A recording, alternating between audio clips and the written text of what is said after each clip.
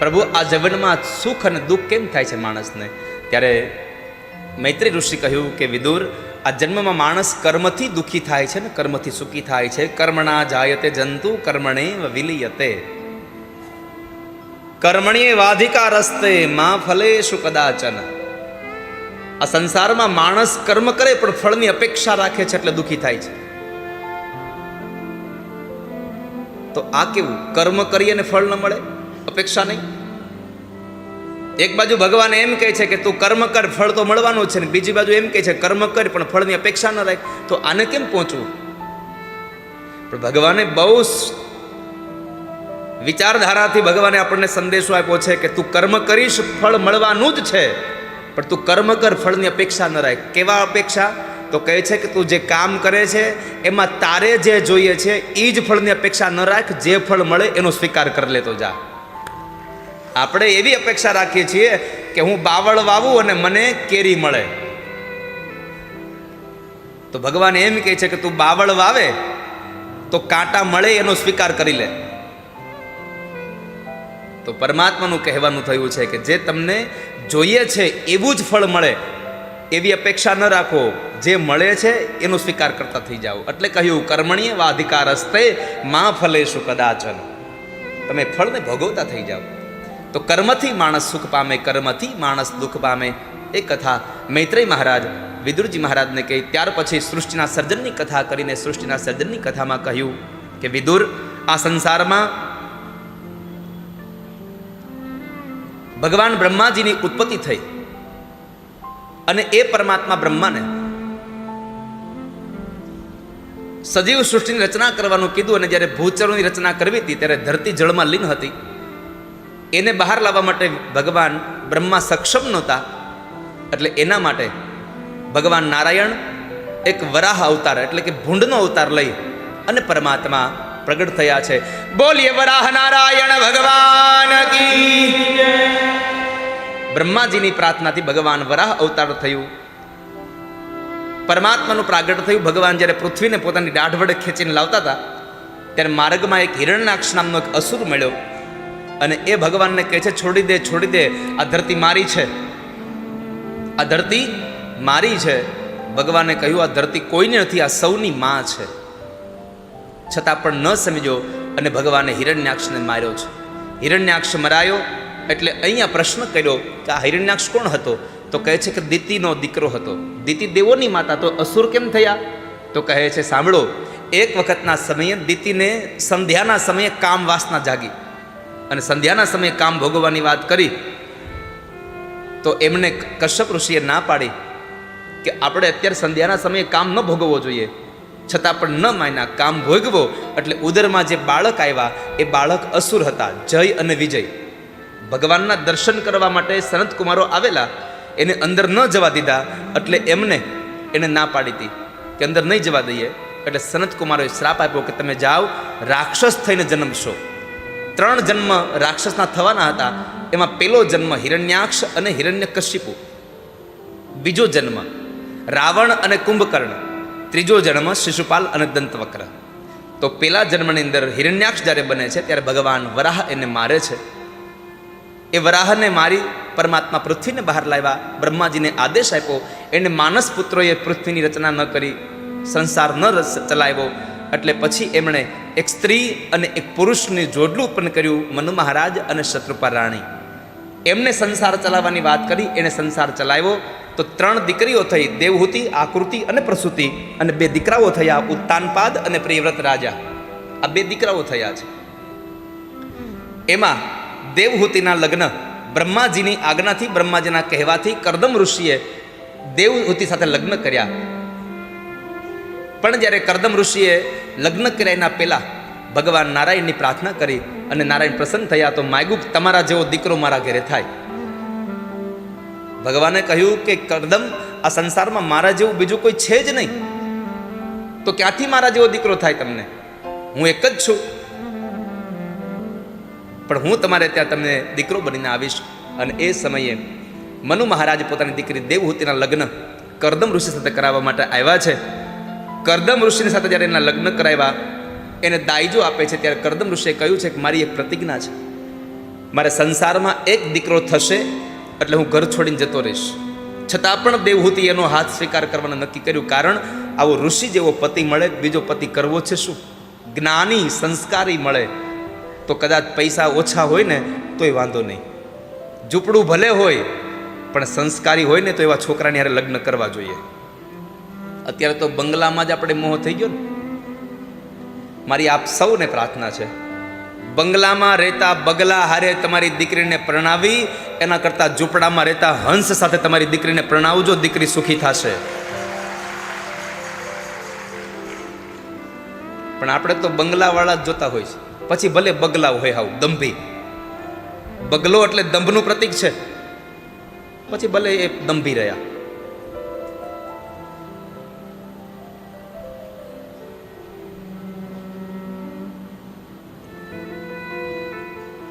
તો દેવહૂતિના લગ્ન કરદમ ઋષિ સાથે કર્યા છે અને એને સંસ્કારનો દાયજો આપી મનુ મહારાજ અને શત્રુપા રાણી નીકળી ગયા.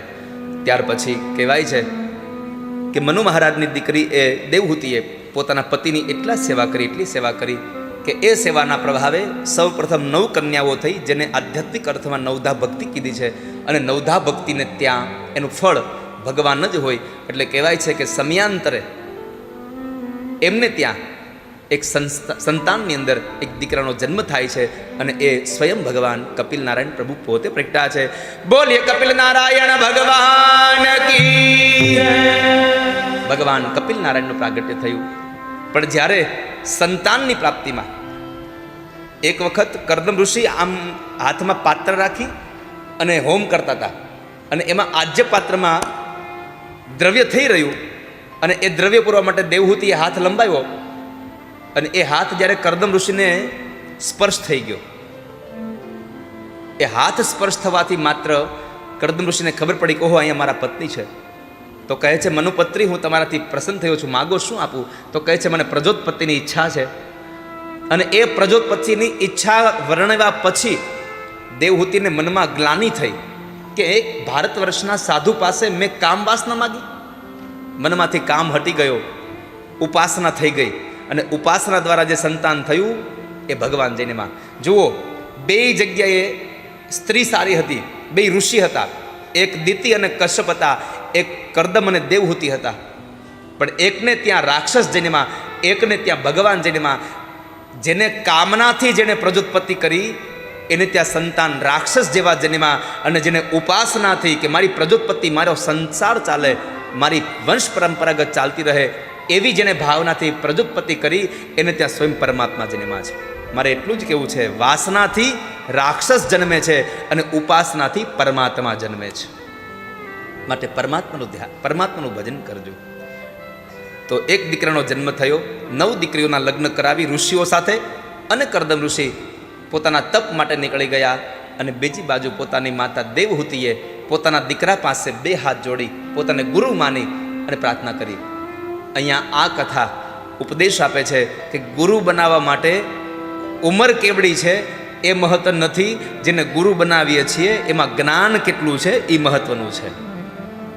જ્ઞાન કેટલું છે? તો જ્ઞાની હતા એટલે પોતાના દીકરાને જ ગુરુ બનાવી અને પ્રાર્થના કરી. આમી સદ્ધર્મ વિદામ વરિષ્ઠમ.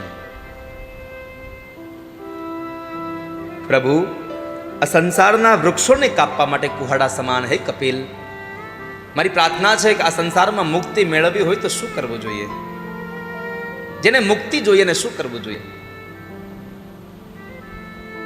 માં, મુક્તિ જોતી હોય તો એક જ કામ કરો, સત્સંગ કરો. પ્રભુ, સત્સંગ, સંતોનો સંગ? હા, સંતોનો સંગ કરો. કેમ? તો કહે છે કે સંતોનો સંગ કરો તો તમારામાં ભક્તિ આવશે, અને ભક્તિ આવે એટલે મારી પ્રાપ્તિ થઈ જાય. તમે સત્સંગ કરો, સંતોનો સંગ કરો. માએ પ્રશ્ન કર્યો, પ્રભુ સંત કોને કહેવાય? આ સંસારમાં સાધુ કોને કહેવાય?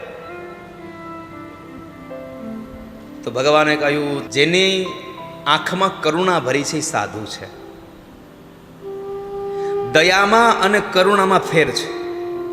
તમારી પાસે પૈસો હોય અને તમારા જ મામાનો, માસીનો, ફઈનો કે તમારો પોતાનો સગો ભાઈ દુઃખી હોય અને એને તમારે કંઈક મદદ કરવા માટે તમારા વિચારો આવે તો એને દયા કહેવાય. તમારી સંપદાથી તમે જેને ઓળખો છો એને મદદ કરો એને દયા કહેવાય, પણ તમારી સંપદાથી જેને તમે ક્યારેય ઓળખતા જ નથી અને એના દુઃખને જોઈને એને મદદ કરવાની ઈચ્છા થાય તો એ તમારા અંદર આવેલી કરુણા છે. દયામાં અને કરુણામાં ફેર છે.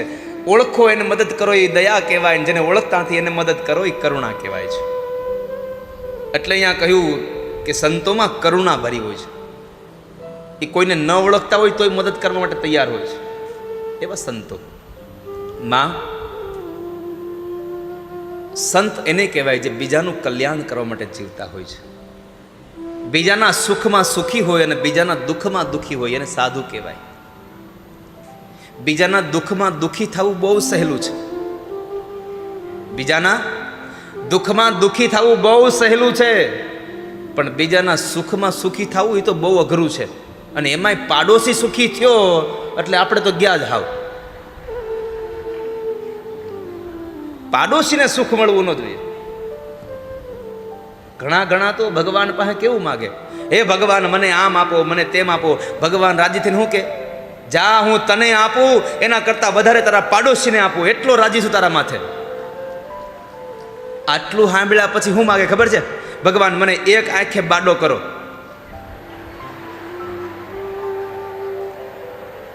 ભગવાન કે આવું કેમ માગ્યું? તો કે તમે તો કીધું કે તને આપું એના કરતાં ડબલ તારા બાજુવાળાને આપું, તો એક આંખ મારી કાપો, એને બે આંખે આંધળો કરો. આવી માગણી હોય આપણી. બીજાના દુઃખમાં દુઃખી થવું બહુ સહેલું છે, પણ બીજાના સુખમાં સુખી થવું બહુ અઘરું છે.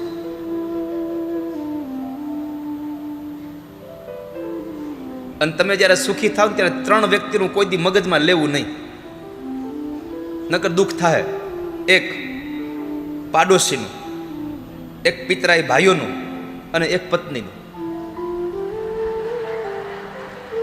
આ ત્રણનું મગજમાં ન લેવું કોઈ દિવસ. કેમ?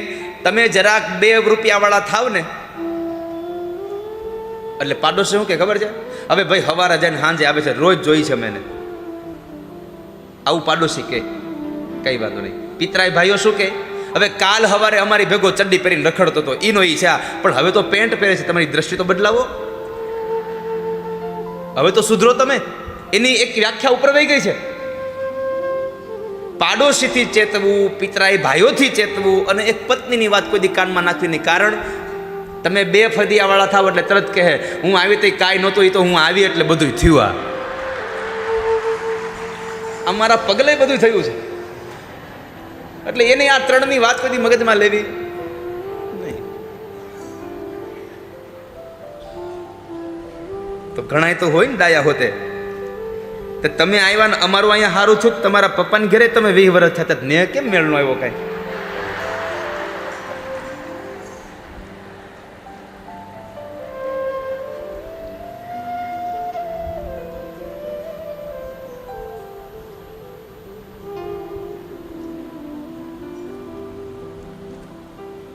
તો માં સાધુ એને કહેવાય જેની આંખમાં કરુણા ભરી છે,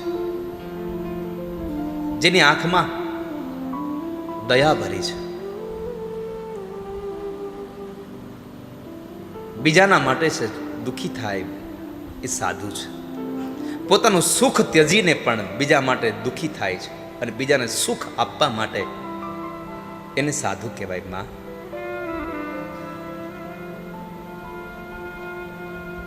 વૈશાખ મહિનાના એ ધોમ ધકતા તડકામાં એક 22 વર્ષની દીકરી ગામના પાદરની અંદર કૂવામાં પડવા જાય છે.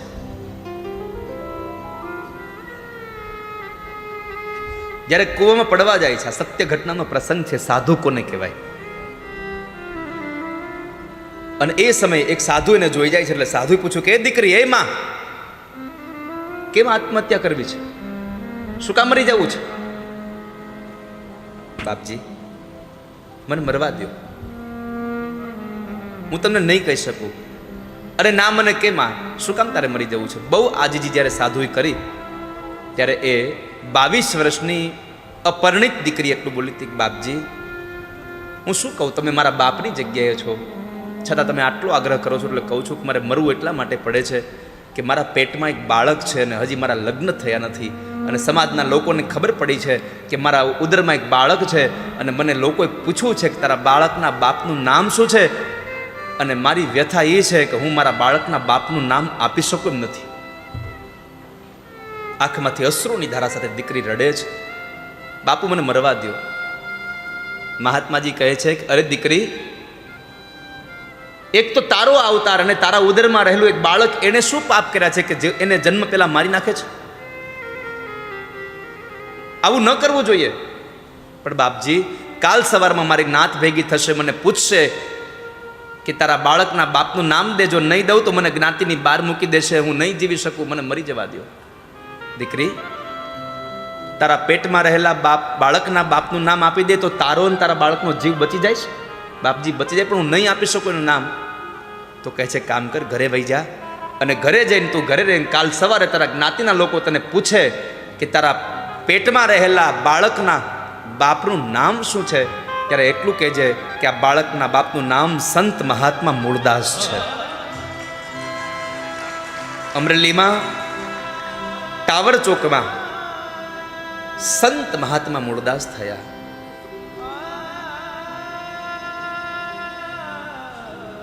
દીકરી ભારે હૈયે ઘરે આવે છે. બીજા દિવસે જ્ઞાતિના લોકોએ પ્રશ્ન પૂછ્યો ને કીધું કે મારા પેટમાં રહેલા પાપના બાપનું નામ સંત મહાત્મા મૂળદાસ છે. અમરેલીની પ્રજાએ ગધેડા ઉપર બેસાડી, પગરખાનો હાર પહેરાવી, પથ્થરોના ઘા મારી મારી અને સંત મહાત્મા મૂળદાસને અમરેલીની બહાર કાઢી મૂક્યા.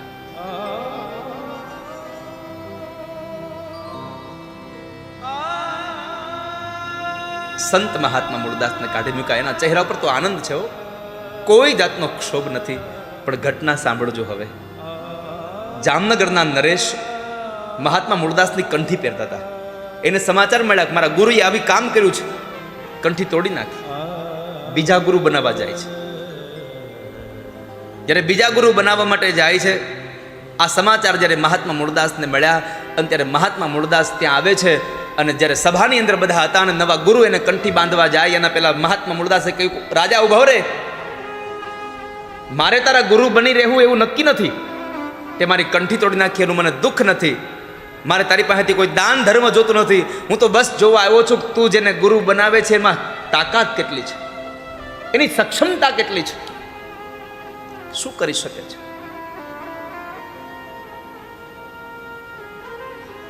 રાજા, તું જેને ગુરુ બનાવે ને એટલું કે ખાલી પોતાની જોડીમાં હાથ નાખી મરેલી મીંદડીના 2 બચ્ચા નાખી એમ કહ્યું કે આ મરેલા મીંદડા છે, એને સજીવન કરી દે. જે નવા ગુરુ બનાવવા આવ્યા તેને કીધું, કોઈ દી મરેલા જીવતા થાય? ક્યાંય જોયા જીવનમાં ક્યાંય મરેલી ગયેલા હોય જીવતા થયા હોય? મહાત્મા મૂળદાસ કહે છે, કેમ ન થાય? તમારામાં તાકાત તો થાય, તમારાથી નહીં થાય? અરે ન થાય, તમારામાં હોય તમે બતાવો. અને ત્યારે પાણીની અંજલી ભરીને એટલું વચન કર્મથી ભગવાન ભુવન ભાસ્કરની સાક્ષીએ સંકલ્પ કર્યો કે હે નારાયણ, મેં મન વચન કર્મથી ક્યારેય પણ કોઈ પાપ ન કર્યું હોય, અને આ સંસારની તમામ સ્ત્રીઓને જે મેં દીકરી અને માં ગણ્યા હોય, કોઈના સામે ક્યારેય ખરાબ નજર ન કરી હોય, તો મારી આવરદામાંથી થોડીક આવરદા મીંદડીના બચ્ચાને મળે એમ પાણી છાંટ્યું, મીંદડી સજીવન થઈ ગઈ હતી. વાલા,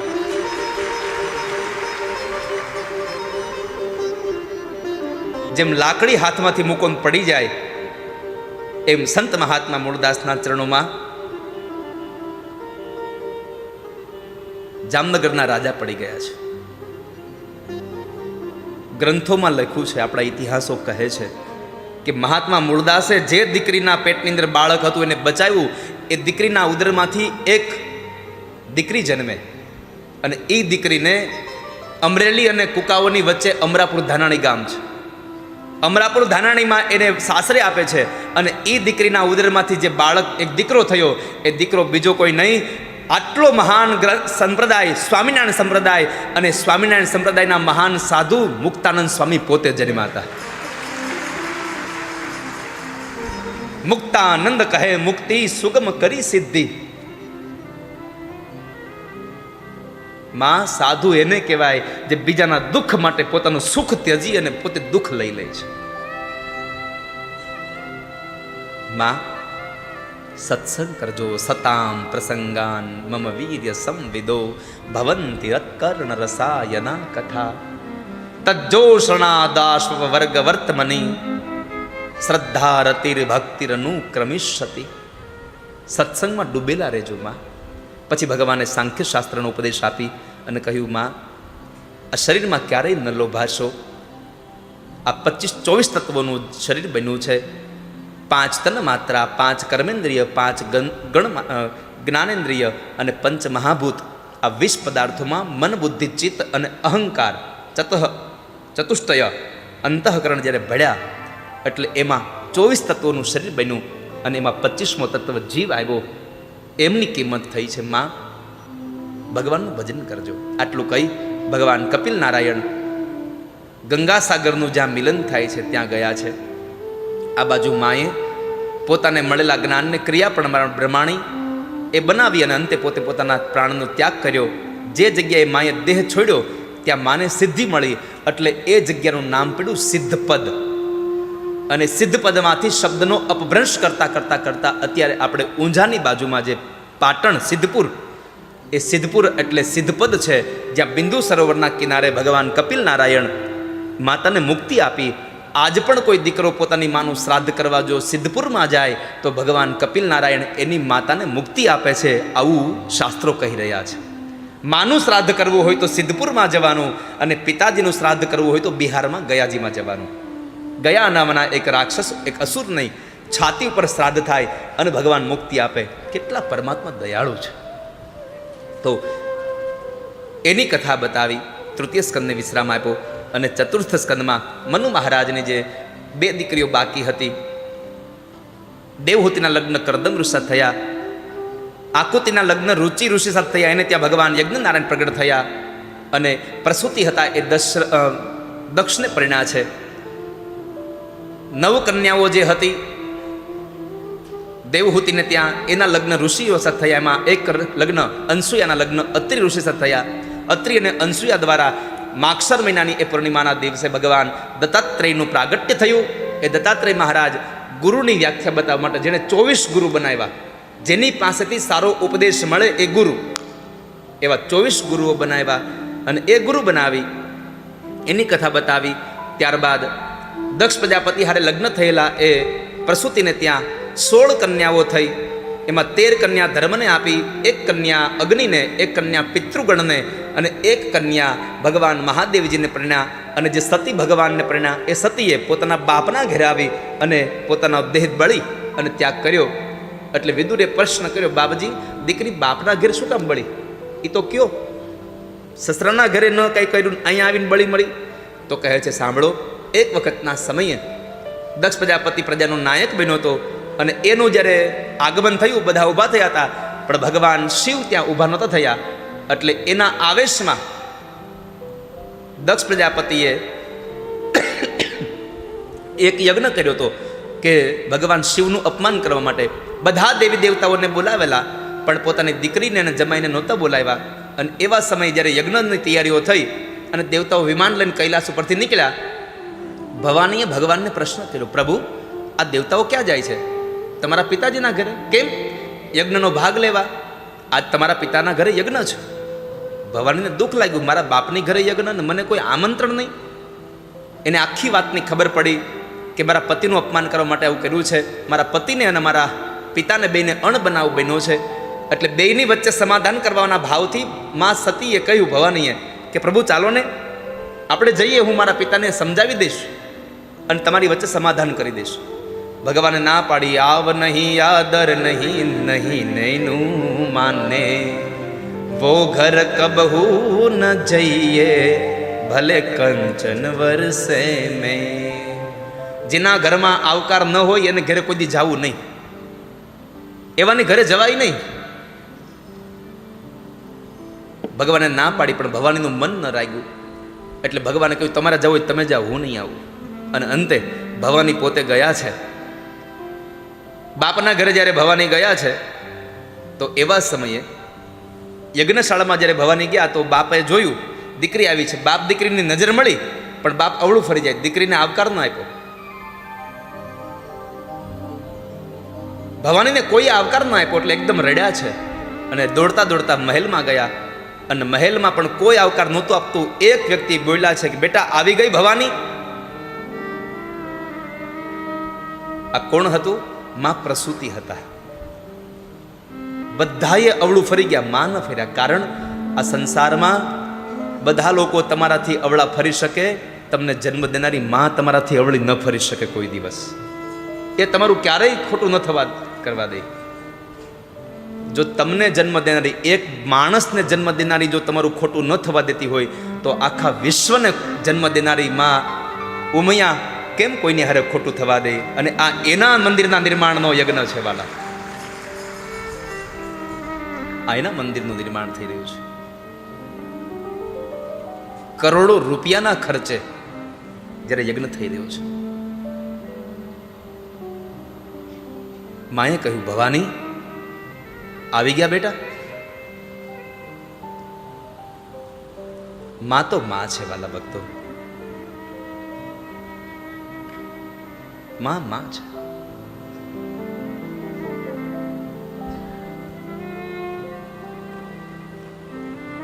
એટલે તો કહેવત પડી છે કે બીજા બધાય મરજો, માં કોઈની મરશો માં. કોઈની માં મરશો માં. માં એક એવું પાત્ર છે મમતાના રસથી ભરેલું. બાળક નાનું હોય અને શેરીઓમાં રમતું હોય અને તડકામાં થાકી ગયું હોય અને ઘરે આવે, માની ગોદમાં બેસે અને માં પોતાના સાડીના છેડાથી ખાલી એમ એક પરસેવો લૂછી દે અને કપાળમાં એક ખાલી ચુંબન કરે ને એટલે છોકરાનો બધો થાક ઉતરી જાય. આ પાત્ર એટલે માં છે. બીજું, તમારે અનુભવ કરવો હોય તો ઘરમાં કરી જોજો યુવાનો. તમે અડધી રાતે જ્યારે ઘરે આવો ને, તમારે નોકરીએથી કે તમારા બારગામ ગયાથી આવવાનું મોડું થાય, ત્યારે ઘરમાં બધા લોકો સૂઈ જાય છે. પત્ની સૂઈ જાય છે, બાળકો સૂઈ જાય છે, બાપ સૂઈ જાય છે, પણ ખૂણામાં ખાટલો નાખી અને એક વૃદ્ધ માં સૂતી નથી, વારંવાર પડખા ફેર્યા કરે છે. કારણ હજી મારો દીકરો નથી આવ્યો, હજી મારો દીકરો નથી આવ્યો. અને જ્યારે 12, 1, 2 વાગે દીકરો ઘરે આવે ને દરવાજાનો અવાજ આવે, પત્ની ખોલવા ઉઠે અને દરવાજામાં અંદર દીકરો આવે ને ત્યારે માં એટલું પૂછે કે ભાઈ આવી ગયા બાપા? હા બા આવી ગયો. બા આવી ગયો એટલા શબ્દ સાંભળે ને પછી માં હુવા પડે છે કે હવે હું જાઉં, હવે મારો દીકરો ઘરમાં આવી ગયો છે. આ તત્વ એટલે માં છે. મમતાના રસથી ભરેલો વટવૃક્ષ છે માં. મોઢેથી બોલું માં, મને મારું હાચે બાણપણ સાંભળે, પછી મોટપની બધી મજા મને કડવી લાગે કાગડા. માં તો માં છે વાલા ભક્તો. સંતાનોનું ધ્યાન રાખે છે માં. રાત્રિના સમયે નાનું બાળક પોતાની ગોદડી પલાળે તો જે કોરામાં માં સૂતે છે ત્યાં બાળકને સુવાડી દઈને પોતે ભીનામાં સૂઈ જાય છે. પણ કરુણા એ છે કે પોતાના મોઢામાંથી કોળિયો કાઢીને દીકરાઓના હાથમાં આપ્યો, એ જ દીકરાઓ પાછા એ માની સામે ઝેર ઉછાળે છે. એ મા બાપને અલગ રહેવું પડે છે.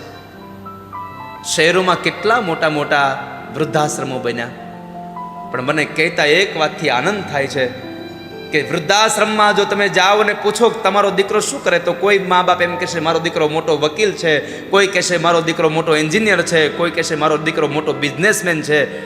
ખેતી કરીને પોતાનું ગુજરાન ચલાવે એના મા બાપ કોઈ દિવસ ક્યારેય વૃદ્ધાશ્રમમાં ગયા હોય એવું હજી લખ્યું નથી વાલા. ક્યાંય આપણી પાસે પૈસો થાય, પત્ની આવી જાય, પછી આપણા મા બાપ આપણને ગમતા બંધ થઈ જાય છે. તમારી એક એક વાતની ચિંતા, તમારા એક એક વાતનું ધ્યાન મા બાપ રાખે છે.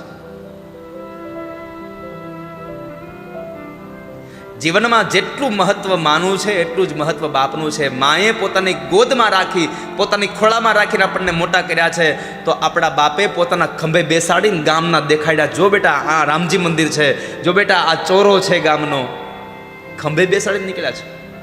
શું કામ એને? કે જે દીકરાને હું ખંભે બેસાડું છું ને એ દીકરો એનો ખંભો મને આપે ને, તો જેથી કરીને હું વૃદ્ધાવસ્થામાં ચાલી શકું, હું ચાલી શકું વૃદ્ધાવસ્થામાં. એકવાર એક યુવાન પોતાની ગાડી લઈ, બાઇક, અને પોતે ઓફિસ જાય છે. ટિફિન લઈને સવારમાં નીકળેલો. ટિફિન લઈને નીકળેલો યુવાન બરોબર બપોરના જરિયા જમવા બેસે, લંચના એ ટાઈમમાં ટિફિન ખોલે છે તો રોજના કરતાં આજે એક નવી ઘટના ઘટી કે ટિફિનમાંથી, એ ટિફિનની થેલીમાંથી એક પ્લાસ્ટિકની નાની કોથળી નીકળી. એટલે છોકરો વિચારે કે આ પ્લાસ્ટિકની કોથળી કેમ નીકળી, આમાં હું તો કોઈ દી લાવતો ત્યાં કેમ નીકળી હશે. બહુ વિચારો કર્યા પછી મૂકી દીધું અને ઘરે આવ્યો સાંજે. એટલે એની માને પૂછ્યું કે માં, આજે ટિફિનની થેલીમાં આ પ્લાસ્ટિકની બેગ તમે રાખી હતી? હા બેટા, મેં રાખી હતી. કેમ? કોઈ દિવસ તો નથી નાખતા, આજે કેમ નાખી? ત્યારે માએ કીધું, બેટા તું બાઇક લઈને જાય છે, તારી પાસે ગાડી નથી, કાર નથી, તું ખુલ્લી ગાડી લઈને જાય છે.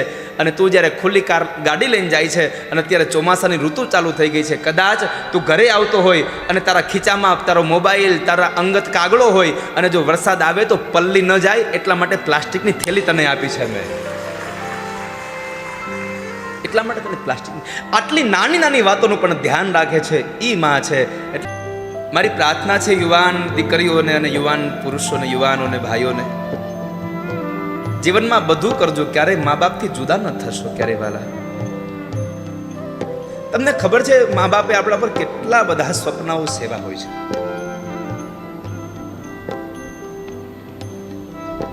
આ સંસારના જેટલા પથ્થર એટલા દેવ કર્યા ને ત્યારે આપણું મોઢું જોવા મળ્યું છે. ક્યારેક તમે અનાથ આશ્રમમાં જઈને કોકને પૂછજો કે માં તત્વ શું છે. આપણે તો ભાગ્યશાળી છીએ જેને માં મળી છે.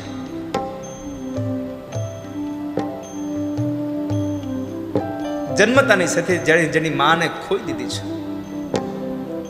પણ કરુણા એ છે કે જન્મ દેનારી માં, એક માં પોતાના 4 દીકરાઓને પોતાની ગોદમાં જન્મ રાખી શકે છે. એક માં પોતાના 4 દીકરાને પોતાના પેટમાં જગ્યા આપે છે, પણ એ 4 દીકરાઓ પોતાની માને ફ્લેટમાં જગ્યા નથી આપતા.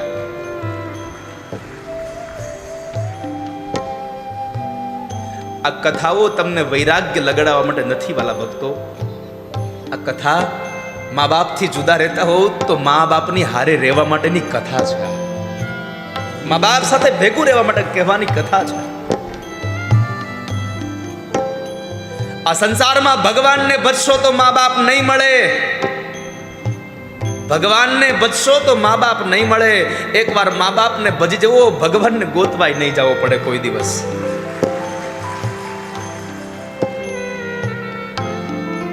મા બાપના અંતરમાંથી એક આશીર્વાદ મળી જાય ને તો 33 કોટી દેવતાઓ પણ તમારું કાંઈ ન બગાડી શકે કોઈ દિવસ. એકવાર માનો આશીર્વાદ મળી જાય.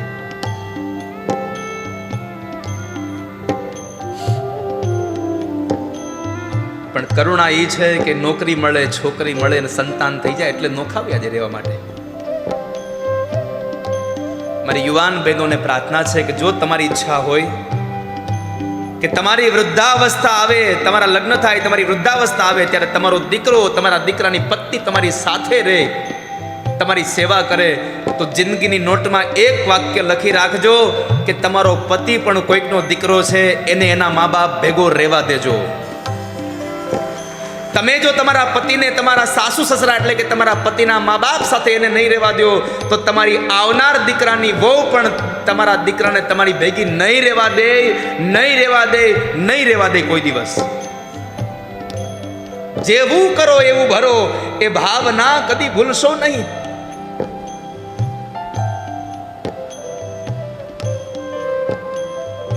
કિસ્મત વાલે वो होते हैं जिनकी माँ होती है. ભાગ્યશાળી છે કે આપણને માં મળે છે વાલા ભક્તો. મા બાપથી સંતાનો જુદા ના થાય. પ્રાર્થના છે મારી આપ સૌને કે કદાચ આમાં જેટલા પણ બેઠા છો એમાં કોઈ પણ મા બાપથી જુદા રહેતા હો તો આજ જ અહીંયાથી જઈને સાંજે મા બાપની હારે જઈને કહેજો આપણે આજથી હારે રહેવાનું ચાલુ કરીશું, કથા સફળ થઈ જશે આપણી. તમને ખબર છે મા બાપથી સંતાનો જુદા થાય તો મા બાપની દશા શું થાય છે?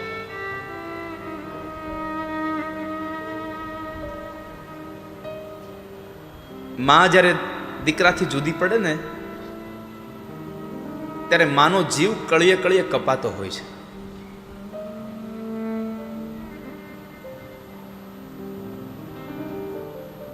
દીકરા વગરની માં કેમ રહે છે એ માને જ ખબર છે. પતિ પત્ની પોતાના 8 વર્ષના દીકરાને લઈને મેળામાં ગયા હતા. અને મેળામાં લઈને ગયા અને એમાં બરાબર મેળામાં દીકરો ખોવાઈ ગયો.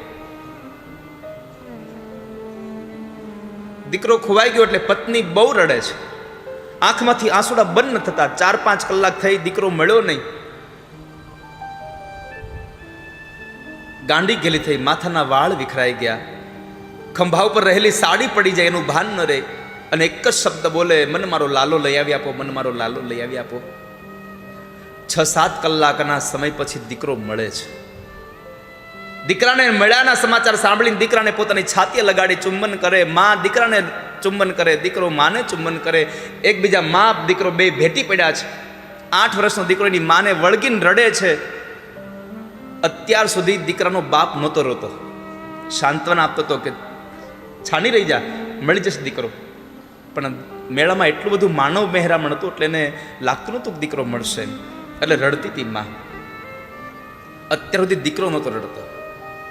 હવે ઓલો પતિ રડ્યો છે. આ મા દીકરાને જોઈને હવે રડ્યો એટલે પત્ની ઉભા થઈને કીધું કે હવે શું કામ રડો છો, આપણો દીકરો મળી ગયો. ત્યારે યુવાને કીધું કે હું એટલે રડું છું કે તારી દશા જોઈને મને રડવું આવ્યું. કેમ તો કહે છે કે 8 વર્ષનો દીકરો તારાથી 8 કલાક જુદો થયો, તું કેટલી પાગલ થઈ ગઈ, કેટલું રોય તું. જો હજી કદાચ 2-5 કલાક ન મળ્યો હોત તો તું ગાંડી જ થઈ જવાની હતી. નથી તે મોઢામાં પાણી નાખ્યું, નથી તે મોઢામાં કોઈ વસ્તુ નાખી, અને આંખમાંથી આંસુડા બંધ નથી થયા. 8 વર્ષનો દીકરો તારાથી 6-7 કલાક જુદો થયો અને તારી આ દશા થઈ.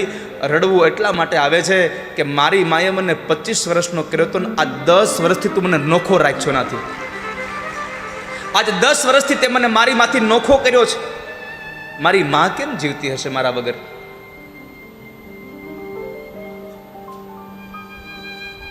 તો બસ મારે એટલું જ કહેવું છે આપને કે તમારી પાસે લાખો રૂપિયા હોય, અબજો રૂપિયા હોય, બધું જ હોય, પણ જો તમારા મા બાપ તમારાથી રાજી ન હોય તો તમારું કાંઈ જ નથી. મા બાપને ભૂલશો નહીં ક્યારેય.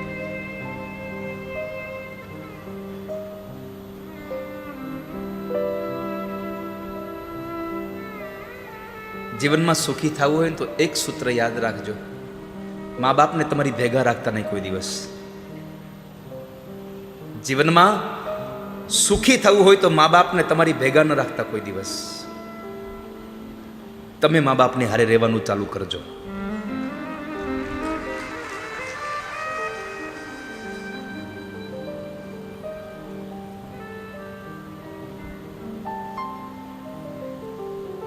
એકવાર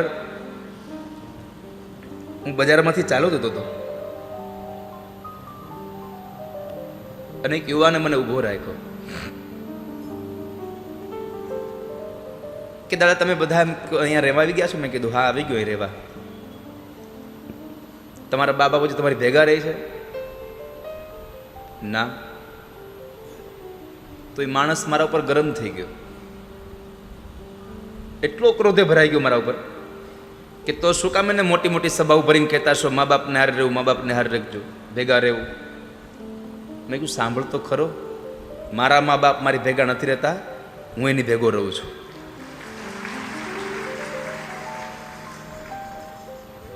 આજની તારીખે પણ સ્ટીલ ટુડે, આજની તારીખે પણ ઘરેથી મારે નીકળવાનું હોય ને ગાડી લઈને જવાનું હોય, મારે ગમે ત્યાં મારી કથા હોય, મારે જવું હોય તો માર્ગમાં જે મારે પૈસા મારી ગાડીમાં ડીઝલના કે મારે જે પણ પૈસા જોતા હોય, આજની તારીખે મારા બા બાપુજી મને પૈસા આપે છે, હું એને પૈસા નથી આપતો. જે દિવસે તમે તમારા મા બાપ ભેગા રહેશો ને તે દિવસે આ દુનિયાનું સ્વર્ગ તમારા ઘરમાં હશે, બીજે ક્યાંય ગોતવા જવાની જરૂર નથી. જે દિવસે તમે તમારા મા બાપ ભેગા રહેતા હશો. કારણ આપણે જે કાંઈ છીએ એ એનાથી છીએ. એ ન હોત તો આપણું અસ્તિત્વ જ ન હોત આ દુનિયામાં. કોણ ઓળખતું હતું આપણને? એ છે એટલે આપણે છીએ અહીંયા.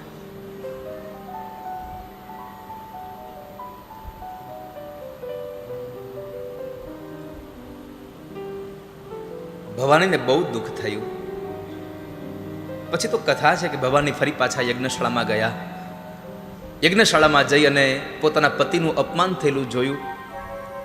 આવેશમાં આવી અને માં ભવાનીએ 13 શ્લોકોમાં ભાષણ કરીને કહ્યું કે હે સભાસદો સાંભળી લ્યો, જેણે જેણે ભગવાન શિવની નિંદા કરી એને પણ શિવ નિંદાનું ફળ મળજો, જેણે નિંદા સાંભળી એને પણ નિંદાનું ફળ મળજો. અને પોતાના પગના અંગૂઠામાંથી યોગાગ્નિ પ્રગટ કરી અને માં ભવાનીએ પોતાના દેહનો ત્યાગ કર્યો. યજ્ઞશાળામાં હાહાકાર મચી ગયો. દક્ષના લોકોએ ભગવાન મહાદેવના એ સભ્યોને, એ ગણોને માર્યા છે.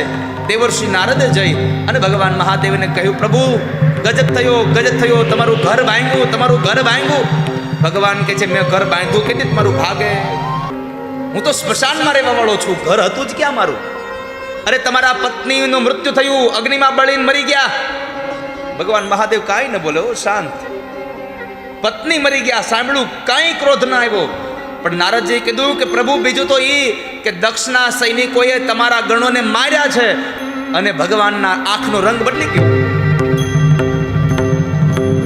ભગવાને પોતાની જટાને ખોલી, એમાંથી એક લટ કાઢી અને પથ્થર ઉપર પછાડી એમાંથી વીરભદ્રને ઉત્પન્ન કરી કીધું કે જાઓ દક્ષનો યજ્ઞ ધ્વંસ કરી નાખો.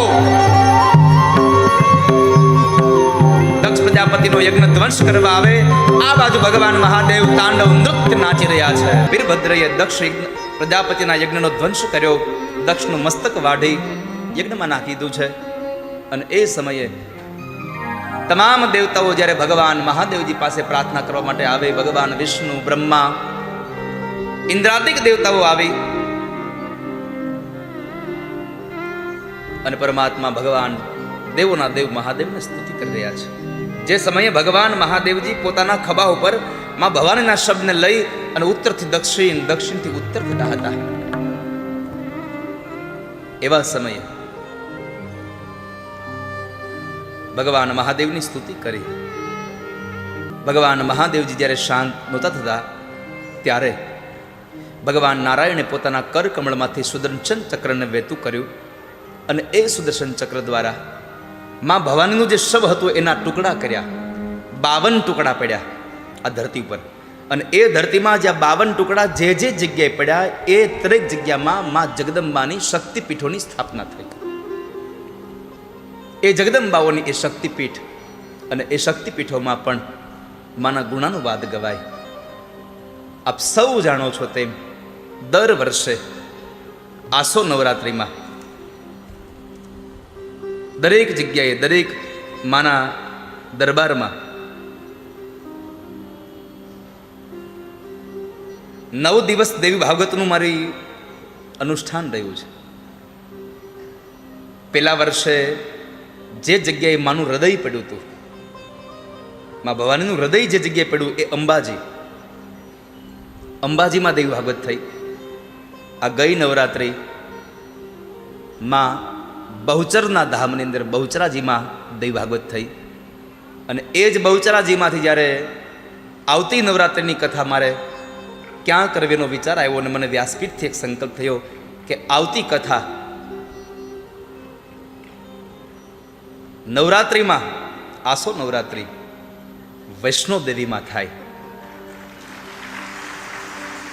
અને એ જ સમયે વૈષ્ણોદેવીમાં કથા થાય, પણ કથા કાંઈ એમને તો થાય નહીં. કેટલો ખર્ચો થાય તમે બધાય ઓળખો બધી વાતને. હમણાં વૃંદાવન જવાનું છે, કેટલા ખર્ચા હોય રોજના ત્યાં લોકોને જમણવારના. પણ ઠાકોરજીની અને માતાજીની કૃપા હોય છે કે તીર્થમાં લોકોને કથા સાંભળ્યા પછી એ લોકોને પ્રસાદ જમાડવો એ બહુ જ મહત્વનું કામ હોય છે. બહુ મહત્વની સેવા રહી છે એમાં. તો એમાં વૈષ્ણોદેવીની કથા જ્યારે જાહેર થઈને એ જ ક્ષણે અમારે હસમુખભાઈ વેલજીભાઈ ઠક્કર અને તુષારભાઈ હસમુખભાઈ ઠક્કર બંને જણા બાપ દીકરો બે અહીંયા આવ્યા છે આજે, કે જેમણે સંકલ્પ કર્યો કે વૈષ્ણોદેવીમાં જ્યારે પણ કથા થાય ત્યારે એના મુખ્ય યજમાન અમે બનીશું. એ મુખ્ય યજમાન જ્યારે આજે બંને જણા કથામાં પણ પધાર્યા છે, એમનું વ્યાસપીઠ આપ સૌને આવકારે છે. અને તમને બધાઈને જો 28 તારીખે વૃંદાવન આવવું હોય તો છૂટ છે, અને નવરાત્રિમાં વૈષ્ણોદેવી આવવું હોય તોય તમને છૂટ છે. બધાએ આવજો હવના ખર્ચે. હા, તમે ન્યા આવીને પછી એમ કહો તમે તેડાવ્યા હતા ને અમે આવ્યા, પછી અમારે અહીંયા ક્યાં જવું? આવ્યા આવશે, આવ્યા આવશે. હેલા આપણે ક્યાં કરી બધી? પણ તીર્થોમાં આવીને કથા સાંભળજો, અનેરો લાભ મળશે. માતાજીએ એ શક્તિપીઠોની સ્થાપના થઈ અને ત્યાર પછી ભગવાનની પ્રાર્થનાને લઈ અને ભગવાન મહાદેવે દક્ષ પ્રજાપતિના મસ્તકની સાથે બકરાનું મસ્તક જોડી એનો પ્રાણ પૂર્યો, સજીવન થાય. અને એ સજીવન જ્યારે થાય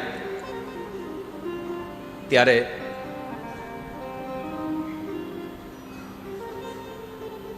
ભગવાનની સ્તુતિ કરવા ગયો, એટલે મોઢેથી બોલી ન શક્યો, એટલે તાળીઓ પાડીને ભગવાનની સ્તુતિ માંડ્યો કરવા. જ્યારે તાળીઓ પાડીને સ્તુતિ કરવા માંડ્યો ત્યારથી આપણે લાગુ પડી ગયું, આપણે બધા શિવ મંદિરમાં જઈને હજી તાળીઓ વગાડી. રોજ શિવ મંદિરે જઈને તાળીઓ પાડીએ છીએ. આપણે તાળીઓ પાડવાની જરૂર નથી, ભગવાનનું નામ ગાઈ લેજો. ઓમ નમઃ શિવાય, ઓમ નમઃ શિવાય, ઓમ નમઃ શિવાય.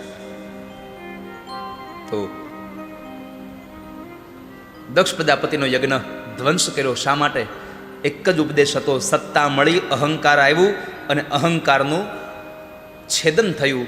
ભગવાન કથામાં કહે છે કે જિંદગીમાં સત્તા મળે, પૈસો મળે તો અહંકાર કરવું નહીં. અહંકાર કોઈનું રહ્યું નથી. 10 માથાવાળા રાવણનું અહંકાર નથી રહ્યું. આપણે એક જ છે, કેમ રહેશે? માટે ક્યારેય અહંકાર કરશો નહીં. તો અહંકારની છેદન કથા બતાવી. ત્યારબાદ 5 વર્ષનો એક ધ્રુવ, મનુ મહારાજના દીકરા, ઉત્તાનપાદનો દીકરો, બાપની ગોદમાં બેસવા આવે ને અપરમાએ એને મેણું માર્યું અને એ પોતાની માં સુનીતિના આશીર્વાદ લઈ અને 5 વર્ષનો ધ્રુવ જંગલમાં ભગવાનને ભજવા જાય.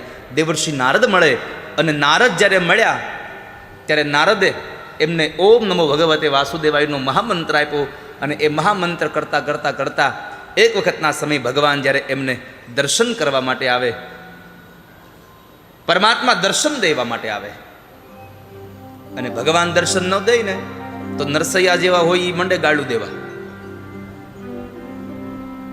જુનાગઢના નરસિંહ મહેતા એવા હતા કે ભગવાન માટે પ્રાર્થના કરે, ભગવાન આવે નહીં. દામોદર કુંડે જાય, ભગવાન માટે કરતાલો વગાડે, પ્રાર્થના કરે, આવે નહીં. દામોદર કુંડે જઈને વળી પાછો કેદાર રાગ કરે, કેદારમાં એ ગાય તો આવે નહીં. અને કેદાર કર્યા પછી ન આવે ને તોય પછી ભગવાનને ગાળું દે, તું 2 બાપનો છો, તું 2 માનો છો, તું 2 ચોર છો, તું આવો છો, તું તેવો છો. આવું બધું બોલવા માંડે એટલે ભગવાન દ્વારકાથી હળી કાઢે, કાલો હવે નરસૈયો વિફરી ગયો, હવે જવું પડશે. અને ત્યારે પ્રભુ તમે સીધી રીતે હામાં નહીં આવો તો દર્શનનો દાવો માંડીશો, સંતોને મારા વકીલ બનાવીશ, બેરિસ્ટર બનાવીશ અને તમારી હારે લડીશ, પછી ધીલ નહીં હાલે. કેસ થયા પછી 1 વાર ને 2 વાર, ત્રીજી વખત તો આવવું જ પડે, હાજર થવું જ પડે. અને છેલ્લે તમે જ હારી જવાના છો. એના કરતાં દર્શન દઈ મારા કોડ પૂરી દો અને તમારી સામે આવી જાઓ. તો એ ઠાકોરજીને પ્રાર્થના જ્યારે ધ્રુવજી મહારાજે કરી, પ્રભુ સામે આવ્યા છે, દર્શન આપ્યા.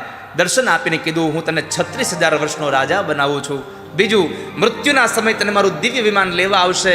અને ત્રીજું, જ્યારે આકાશમાં તને અવિચલ પદ આપું છું ને સપ્તર્ષિઓ તારી પરિક્રમા કરતા રહેશે. ભગવાનને ભજવાથી 3 જેકપોટ લાગ્યા.